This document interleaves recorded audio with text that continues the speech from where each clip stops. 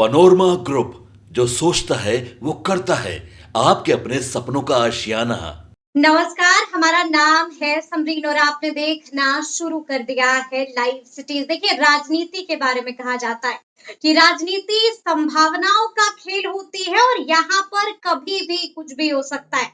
देखिए, आप बखूबी जानते हैं कि इन दिनों बिहार का हॉट टॉपिक बने हुए हैं चिराग पासवान।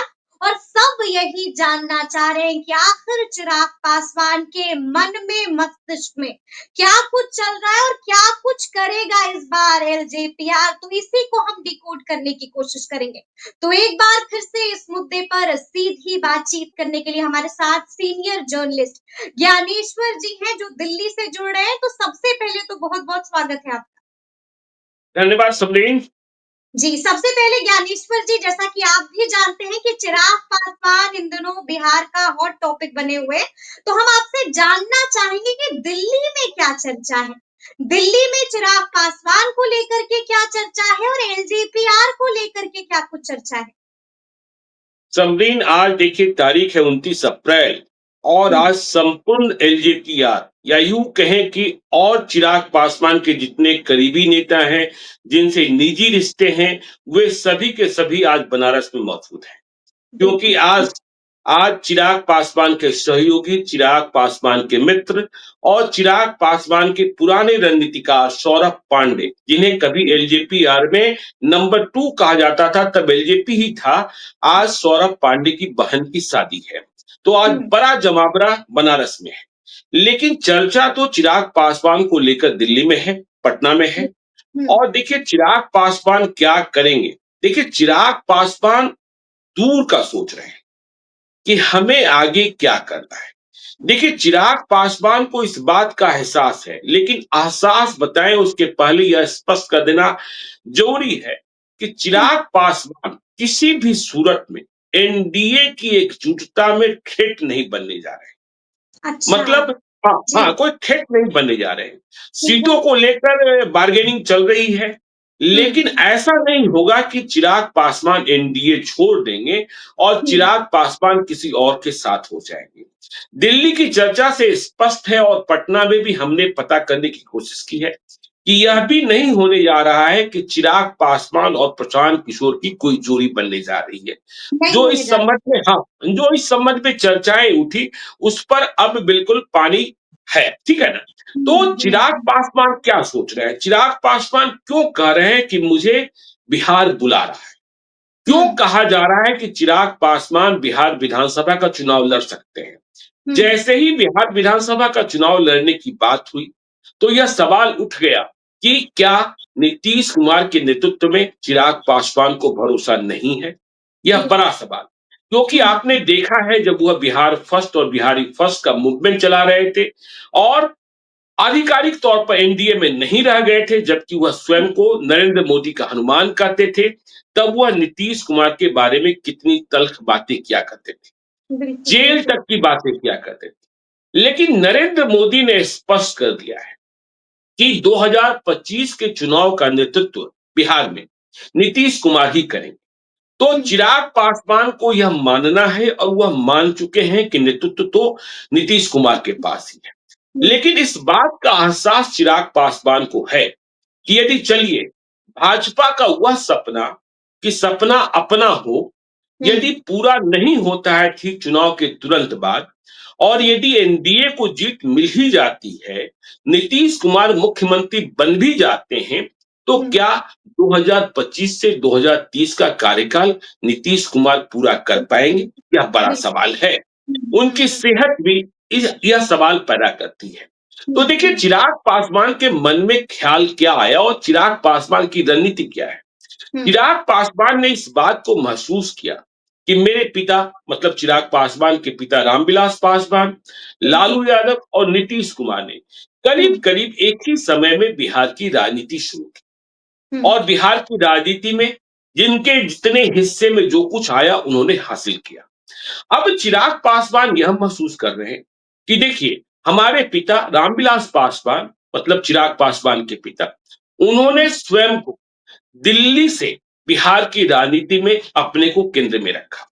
2005 में एक ऐसा वक्त भी आया जब वह बिहार में कुछ हासिल कर सकते थे, लेकिन चाबी लेकर कोई और भाग गया, ताला टूट गया। तो देखिए चिराग पासवान यह सोच रहे हैं कि रामविलास पासवान तो रहे नहीं, लालू यादव चुनाव लड़ नहीं सकते हैं और नीतीश कुमार भी 2025 से 2030 का कार्यकाल पूरा नहीं करेंगे। ऐसे में क्या होगा? तो जो आगे का नेतृत्व है, यदि युवा नेतृत्व की बात करें, तो तेजस्वी यादव ने तो युवा नेतृत्व हासिल कर लिया है, उनकी पहचान भी हो गई है। और देखिए चिराग पासवान को यह भ्रम, यह वहम जो कह रहे हैं कि बिहार हमें बुला रहा है, उन्हें इस वहम को मिटाना है कि चिराग बगैर किसी गठबंधन के कोई सीट, मतलब देखिए 2020 में उन्होंने एक सीट जीत ली थी, मटिहानी की सीट, जो राजकुमार सिंह चुनाव जीते थे, कि चिराग पासवान बगैर गठबंधन के सफलता हासिल नहीं कर सकते हैं। इस मिथक को वह तोड़ना चाहते हैं, इसलिए कह रहे हैं बिहार बुला रहा है। और वह इस बात को समझ रहे हैं कि लालू यादव नहीं, रामविलास पासवान नहीं, नीतीश कुमार भी रिटायर हो जाएंगे, तो क्या अकेले युवा नेतृत्व में तेजस्वी यादव आगे बढ़ेंगे? उन्हें इस बात का भी एहसास है कि बिहार के युवा नेतृत्व में कौन-कौन लोग आगे आ रहे हैं। प्रशांत किशोर ने तो अपनी पार्टी जनसुराज पार्टी ही बना ली है और वह बार-बार कह रहे हैं कि 243 सीटों पर चुनाव लड़ेंगे। तो देखिए अब महागठबंधन में मुकेश सहनी, विकासशील इंसान पार्टी के नेता, और पिछले 10 वर्षों में उन्होंने बहुत कुछ हासिल कर लिया है। दूसरी बात है कि उन्होंने स्वयं चुनाव अब तक नहीं जीता है, लेकिन यदि महागठबंधन में यह बात हो रही है कि मुकेश सहनी को भी 20 से 25 सीटें मिलेगी और एनडीए में चिराग पासवान को भी 20 से 25 सीटें ही मिली, तो जो राजनीतिक पंडित हैं वह तो इस बात की गणित या इस बात का आकलन करेंगे ना कि देखिए महागठबंधन में मुकेश सहनी और एनडीए में चिराग पासवान दोनों बराबर वाले हो गए। तो चिराग पासवान को यह लग रहा है कि यदि अभी से हमने रेस नहीं शुरू की तो बड़ी समस्या होने वाली है। तो वह कह रहे हैं कि बिहार बुला रहा है। तो बिहार बुलाने का मतलब क्या है? और देखिए बिहार विधानसभा का चुनाव लड़ने का मतलब क्या है? देखिए बिहार विधानसभा का चुनाव यदि चिराग पासवान लड़ने भी चले आते हैं, तो इसका आशय यह नहीं है सबरीन जी कि चिराग पासवान को केंद्रीय मंत्रिपरिषद से इस्तीफा देना होगा। अच्छा, या कुछ जो जी। भी, हाँ, क्यों? क्यों? चुनाव तो लड़ ही सकते हैं ना। चुनाव के बाद जो परिणाम आएंगे, जो समीकरण बनेंगे, उसके हिसाब से चिराग तय करेंगे कि हमें भाई बिहार विधानसभा में विधायक रहना है, बिहार सरकार में एनडीए की सरकार बन जाती है तो हमें डिप्टी सीएम बनना है या हमें फिर से वापस दिल्ली चले जाना है। लेकिन बिहार के चुनाव में उनकी हाजिरी हो जाएगी और वह तेजस्वी यादव की तरह, प्रशांत किशोर की तरह, मुकेश सहनी की तरह, सम्राट चौधरी की तरह भविष्य के नेता होंगे एक पार्टी के। और जैसे ही चिराग पासवान लड़ने आएंगे, एलजेपी-आर की स्थिति और मजबूत हो जाएगी उनके उम्मीदवारों को। चाहे हिस्से में जितनी सीटें मिले, उनकी स्थिति मजबूत हो जाएगी। अब बड़ा सवाल, इस सवाल को लेकर चर्चा चल रही है कि चिराग पासवान यदि सचमुच बिहार चुनाव लड़ने आ रहे हैं, विधानसभा का चुनाव लड़ने आ रहे हैं, तो कहां से चुनाव, हाँ, तो कहां से चुनाव लड़ेंगे? देखिए इसे डिकोड करने की हर लोग कोशिश कर रहे हैं और सभी की नजर जो सबसे पहली सीट है, वह सीट कौन? अलौली पर जाती है, खगड़िया। हाँ, खगड़िया का अलौली विधानसभा क्षेत्र। लेकिन जो दिल्ली की जानकारी है और जो चिराग पासवान को समझने वाले लोग हैं, वह कहते हैं कि देखिए अलौली तो पुश्तैनी सीट है, यहीं से राजनीति शुरू हुई इस परिवार की। तो चिराग पासवान इस नए न्यू एरा में यह संदेश नहीं देना चाहते हैं कि चिराग इतने बड़े नहीं बन पाए कि उन्हें कोई नया विधानसभा क्षेत्र नहीं मिला, उन्हें अपने घर में जाकर ही लड़ना पड़ा। और देखिए चिराग पासवान को इस बात की जानकारी भी है कि घर का झगड़ा कैसे हुआ, पार्टी कैसे टूटी, पशुपति पारस जो चाचा हैं उनके साथ अदावत कैसी है। तो चिराग इस बात को समझते हैं कि पशुपति पारस अपने बेटे को चुनाव लड़ाना चाहते हैं अलौली से, जो आरएलजेपी पार्टी है। लेकिन चिराग का मानना यह है कि यदि पारस अपने बेटे को, मतलब चिराग के चचेरे भाई। तो चचेरे भाई। चिराग को यदि अपने ही भाई के खिलाफ चुनाव लड़ना पड़ा, तो पशुपति पारस की कीमत बढ़ जाएगी कि देखिए, उनके बेटे को हराने के लिए चिराग पासवान को स्वयं मैदान में आना पड़ा। बिल्कुल, तो बिल्कुल, चिराग बिल्कुल। यह संदेश नहीं देना चाहते। हुँ, और हुँ, हुँ। देखिए, चिराग यहीं पर आपको स्पष्ट कर दें हुँ, हुँ। कि चिराग पासवान और तेजस्वी यादव के संबंध बहुत खराब नहीं है। अच्छा। और दो हाँ, हाँ, और दोनों आखिर में में वो समय छोटे भाई वाला रिश्ता है? हाँ, बिल्कुल है, और दोनों जी। समय-समय पर संवाद करते रहते हैं। तो हुँ। देखिए, चिराग पासवान, समरीन जी, हमारी जानकारी यह है हुँ, हुँ। कि पशुपति पारस की एंट्री हुँ। महागठबंधन में भी रोकने की कोशिश कर रहे हैं। अच्छा। महागठ हाँ, जी, जी, तेजस्वी जी। यादव को हाँ, जी बिल्कुल। ये बड़ी तेजस्वी खबर है। यादव हाँ। जी, जी, बिल्कुल। तेजस्वी यादव को इस बात का संदेशा भेजा गया है हाँ, कि हाँ। आप इस बात को समझ लीजिए कि हुँ। पशुपति पारस के पास कितने वोट हैं हुँ, और मैं हुँ। क्या हूँ। क्या आपको कभी मेरी जरूरत नहीं पड़ेगी? उन्हें हुँ। राघोपुर विधानसभा के पिछले चुनावों का स्मरण भी कराया जा रहा है, दिलाया जहां जा रहा चिराग है। पासवान की पार्टी की मदद ली गई थी। हुँ, तो हुँ। चिराग वहां भी देखिए, चिराग ने राजद में साफ संदेशा भिजवाया है कि हुँ। चलिए, आप सूरजभान सिंह का एडजस्टमेंट कर लीजिए, हमें अच्छा। कोई परेशानी हुँ। नहीं। लेकिन उनके सबसे बड़े दुश्मन, चिराग पासवान के सबसे बड़े दुश्मन पशुपति पारस है। पशुपति तो पारस। हुँ। किसी भी कीमत पर चिराग अपने चाचा को रोकना चाहते हैं। हुँ, हुँ, और हुँ। देखिए, यदि पशुपति पारस के पुत्र हुँ। अलौली चुनाव नहीं लड़ते हैं, किन्हीं कारणों से वह जी। किसी दूसरे विधानसभा क्षेत्र में जाते हैं, हुँ। तब भले यह संभव है कि चिराग अलौली के बारे में सोचे, सोचिए। लेकिन वो अपना कद बड़ा करना चाहते हैं। हुँ, तो हुँ। जब बात अलौली की नहीं हुई तो फिर कहां? तो तो फिर देखिए, कहाँ? जो एलजेपी हाँ, तो एलजेपी आर के सोर्सेज हमें बता रहे हैं हुँ, हुँ। कि चिराग पासवान से कहा गया है कि आप सिकंदरा चलिए, अच्छा। जमुई का सिकंदरा विधानसभा क्षेत्र बिल्कुल, आपका बिल्कुल। ही क्षेत्र है ना। हुँ, हुँ। 2014 और 2019 में जमुई के आप ही सांसद आप ही रहे हैं ना। बिल्कुल, और बिल्कुल। 2024 में आपने अपने हुँ, बदले अरुण भारती को वहां टिकट दिया, तब हुँ, भी जमुई की जनता ने भरोसा किया। हुँ, और सिकंदरा भी सुरक्षित क्षेत्र है। हुँ? हुँ, तो सिकंदरा चलकर लड़ने में क्या परेशानी है? हुँ। सिकंदरा चलेंगे तो जमुई के लोग आपको हाथों हाथ लेंगे। हैं? तो बिल्कुल जी। सिकंदरा की थी। और सिकंदरा में आपको पता होना चाहिए कि 2019-2020 के विधानसभा चुनाव में हुँ, हुँ, 2020 के विधानसभा चुनाव में यह सीट हम पार्टी ने जीती। हुँ, और हम पार्टी के जो उम्मीदवार थे, उन्हें चुनाव के आखिर समय तक, आखिरी वक्त तक लोग हुँ। रेस में मान ही नहीं रहे थे। ठीक है ना? जी, जी, लेकिन बिल्कुल। जीत मिल गई। तो हुँ, चिराग पासवान को यह समझाया जा रहा है कि आप हुँ, चलिए सिकंदरा। हुँ, और यदि सिकंदरा चलेंगे तो जमुई के लोगों को अच्छा लगेगा। हुँ, और वहां का समीकरण भी वैसे तो देखिए, चिराग पासवान यदि कह दें कि सिकंदरा हम लड़ना चाहते हैं, हुँ। तो जीतन राम मांझी को भी यह सीट छोड़ देनी होगी, यह सीट छोड़नी छोड़ देनी होगी, क्योंकि बिल्कुल। पार्टी का नेतृत्व।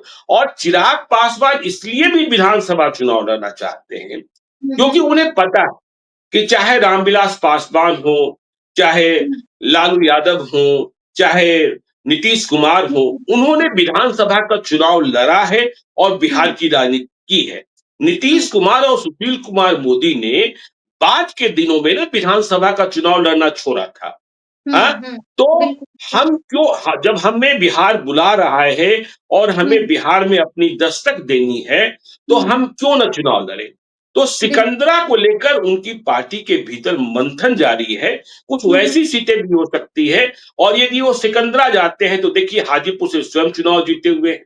बिल्कुल, तो वहाँ के पिता सांसद हैं। पिता पिता की विरासत उन्होंने संभाल रखी है। हुँ, और इसके बाद जिस लोकसभा क्षेत्र को उन्होंने छोड़ा और कहा कि इसकी परवरिश भी हम वैसे ही करेंगे जैसे पहले करते आ रहे थे, हुँ, हुँ। बिल्कुल, वैसे जमुई। भी देखिए, हाँ, तो वैसे भी देखिए, जमुई लोकसभा क्षेत्र के किसी न किसी विधानसभा क्षेत्र से हुँ, एलजेपीआर को टिकट चाहिए। तो एलजेपीआर के खाते में कौन सी सीट आएगी? देखिए हुँ, भाई, अब जमुई में श्रेयसी सिंह जीती हुई हैं। बिल्कुल जी। आप देख लीजिए, उधर सिकंदरा में हम पार्टी है, उधर हम्म तारापुर में जेडीयू है, यदि तारापुर, जहां तक मुझे स्मरण है तारापुर भी जमुई में ही है, ठीक है ना।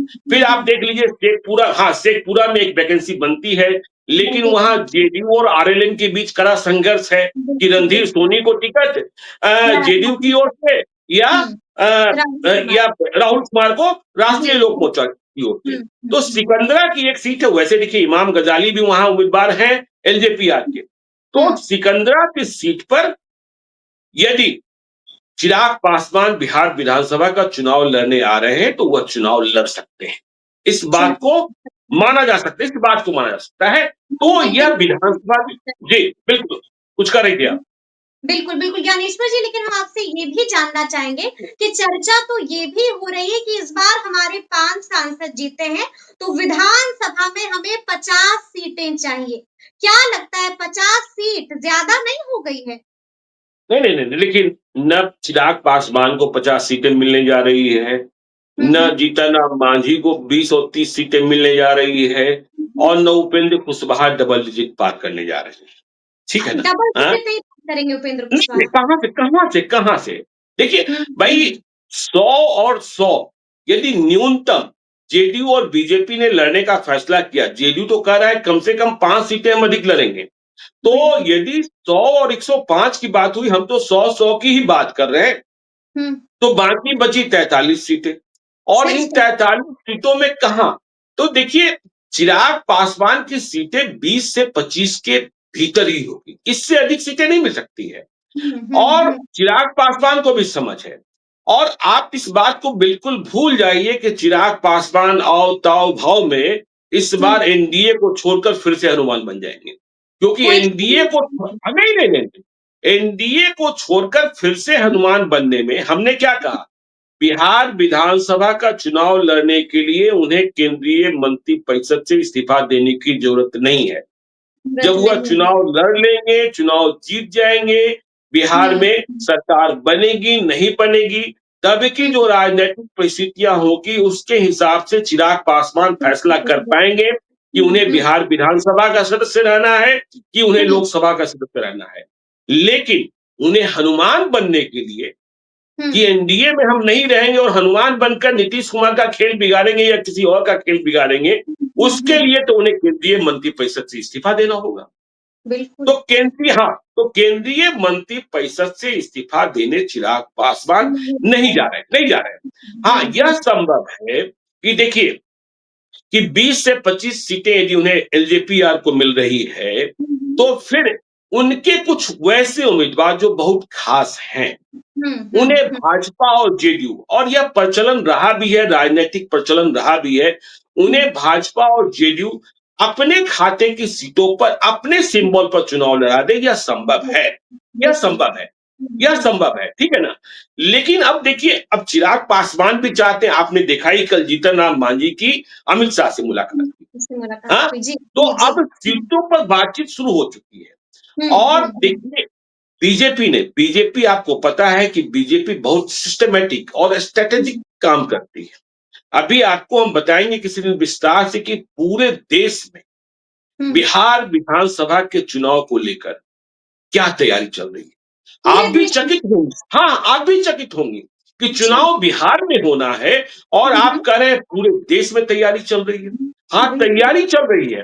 तो जी, इसलिए चिराग पासवान इधर-उधर नहीं होने वाले। अब नहीं हो। उपेंद्र कुशवाहा ने ही कल कहा, देखिए हुँ, उपेंद्र कुशवाहा की वह बात जायज़ है कि हुँ, 2024 के लोकसभा चुनाव में उनके खिलाफ साजिश हुई। हुँ, ऐसी ही बात राजकुमार सिंह कह रहे हैं, जो आरा में बिल्कुल, चुनाव हारे। बिल्कुल। हुँ, पवन हुँ, सिंह कहां से आकर खड़े हो गए काराकाट में, और हुँ, कैसे उन्होंने पूरा शाहाबाद खत्म कर दिया, इस जी, बात की समझ तो है ही। हुँ, और हुँ, उपेंद्र कुशवाहा ने कहा भी कि यदि यह फिर से हुआ तो नुकसान हो सकता है।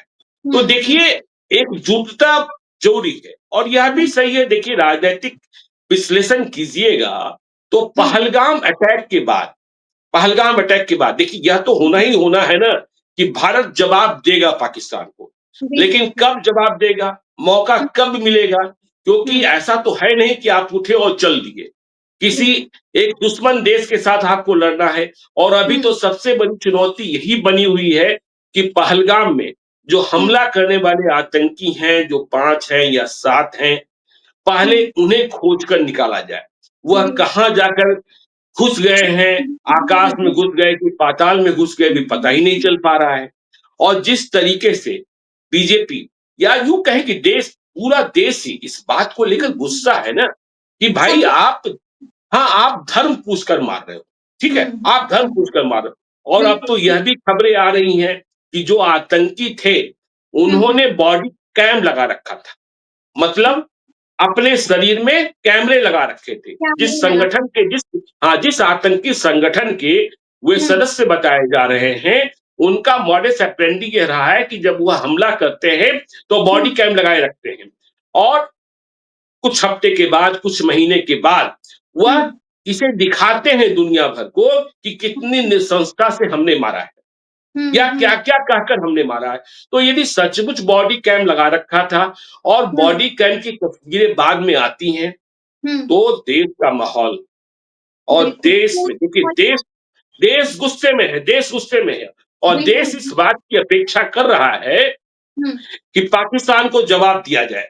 और हुँ, पहलगाम हमले के बाद सबसे पहले प्रधानमंत्री नरेंद्र मोदी बिहार ही आए और बिहार बिहार में पहली बार उन्होंने हिंदी में भी भाषण किया, अंग्रेजी में भी हुँ, भाषण किया। जी, जी, क्योंकि जी। दुनिया को बताना था कि देखो हुँ, हम जवाब देंगे और जवाब ऐसा देंगे जो कल्पना से परे होगा। जो बची-खुची बिल्कुल, मिट्टी है मतलब साफ तौर पर पीओके की ओर इशारा था, उसे भी समाप्त कर देंगे। तो बिल्कुल, ऐसी स्थिति में देखिए बिहार का चुनाव होना है, तो चिराग पासवान एनडीए नहीं छोड़ेंगे।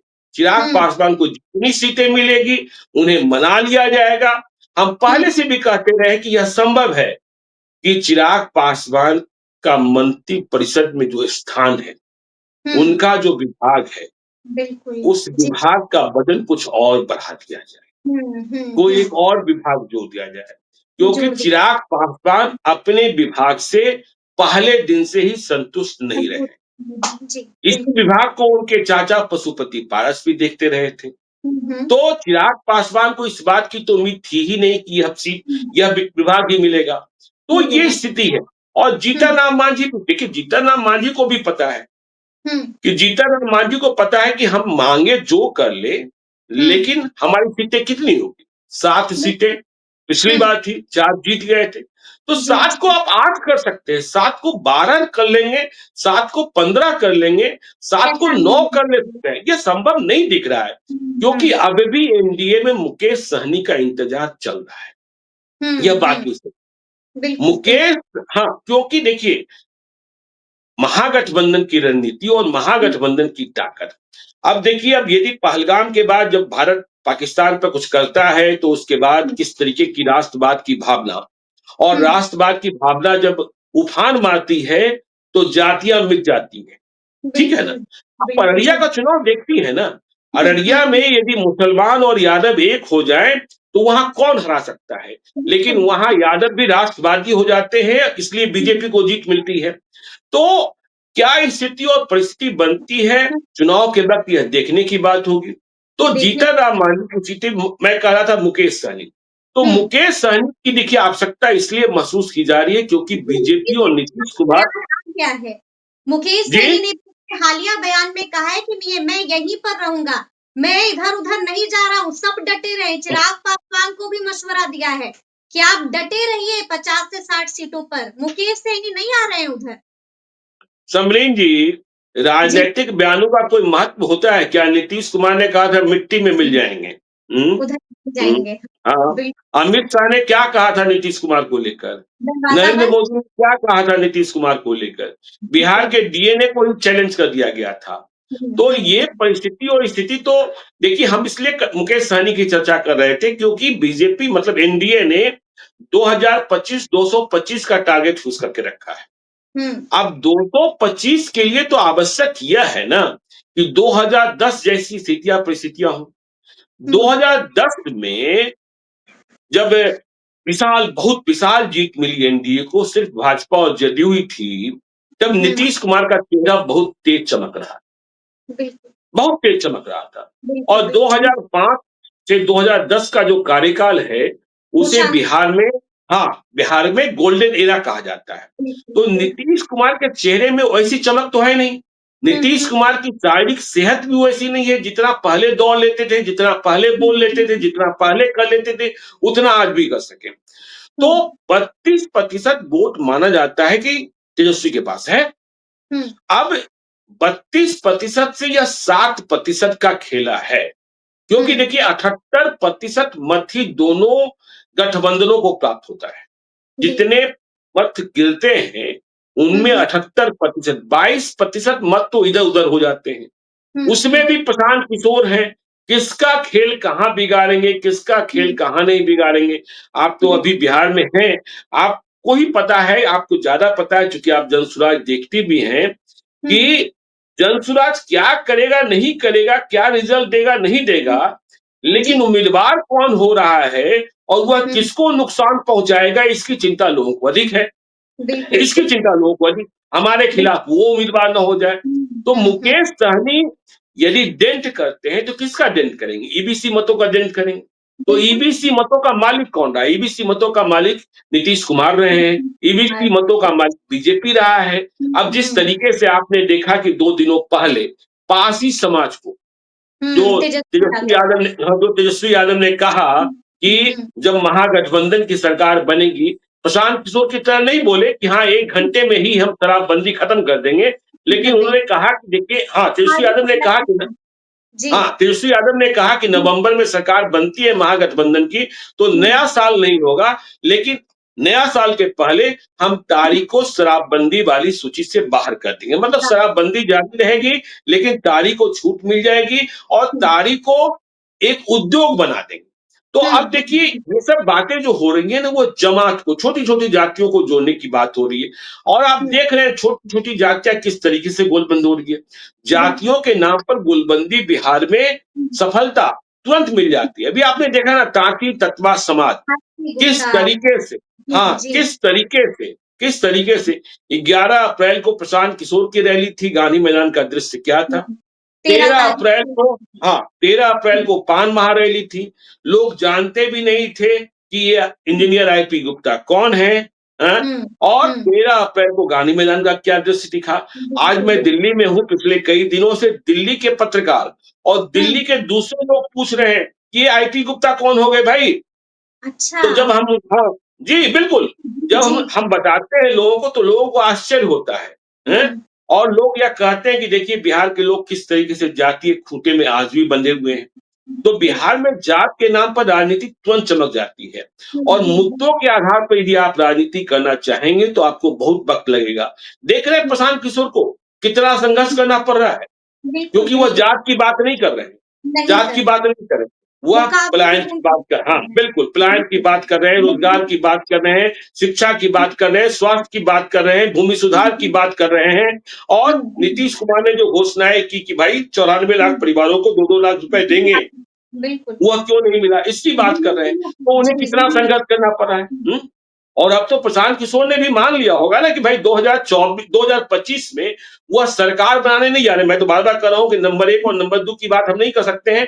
अब आगे यदि वो टिके रह जाते हैं, तो सफलता का प्रतिशत क्या होगा? लेकिन हाँ, यह भी सच है कि प्रशांत किशोर की रैली 11 अप्रैल को गांधी मैदान कैसा दृश्य था और अब जब वह जिलों में निकले हैं, तो फिर तब किस तरीके की भीड़ दिखाई पड़ रही है।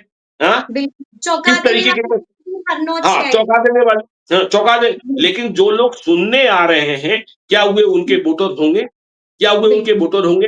हाँ? ये बड़ा क्योंकि सवाल है। देखिए हाँ, ये बड़ा सवाल है और जो लोग सुनने आ रहे हैं, उनके पहनावे को हम देख रहे हैं, उनके लिबास को देख रहे हैं, उनके जूते-चप्पल को देख रहे हैं, उनके पैर खाली हैं कि पैर में पहनावे हैं, ये मैं देख रहा हूँ और फिर इससे वोटों को और समूह को चिह्नित करने की कोशिश कर रहा हूँ।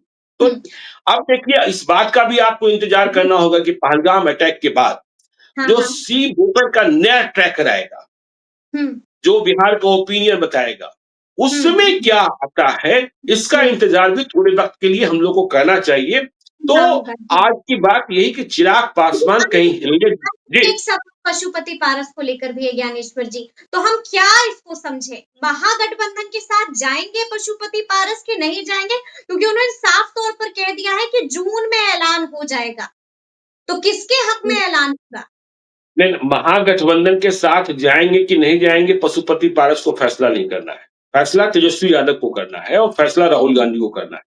ठीक है ना? हम्म तो हम्म महागठबंधन अपने साथ पशुपति पारस को रखेगा कि नहीं रखेगा, ठीक है ना? हम्म फैसला पारस के हाथों नहीं है। हम्म फैसला महागठबंधन में होना है कि भाई पशुपति पारस आना चाह रहे हैं, तो उनके हम्म लिए वहां कितनी जगह है, कितनी सीटें हैं, क्योंकि वहां भी सीटों को लेकर अभी तो कांग्रेस के साथ ही लड़ाई चल रही है। मुकेश हम्म सहनी की बात है, तो भाई अभी 6 पार्टियां हैं, उन 6 हम्म पार्टियों के सामंजस्य के बाद कितनी सीटें बचती है? माने कि कुछ सीटें बढ़ानी होगी। मुकेश हम्म सहनी की जिद अलग है, कांग्रेस का रही है 70 से कम हम नहीं लेंगे, लेकिन हमारा मानना है कि कांग्रेस का adjustment maximum max to max 50 सीटों पर ही होगा, समझ लीजिए। चलिए चलिए, तो फिर ये पूरी बातचीत आप लोगों को कैसी लगी है कमेंट करके हमें जरूर बताइएगा, क्योंकि हम लोगों ने आपको बताया है कि बिहार को लेकर के दिल्ली में क्या कुछ चर्चा है और दिल्ली से क्या कुछ खबर आ रही है। तो ऐसे तमाम अपडेट्स के लिए बिल्कुल ऐसे ही हमारे साथ बने रहिएगा और देखते रहिएगा लाइव सिटीज। बहुत शुक्रिया। धन्यवाद।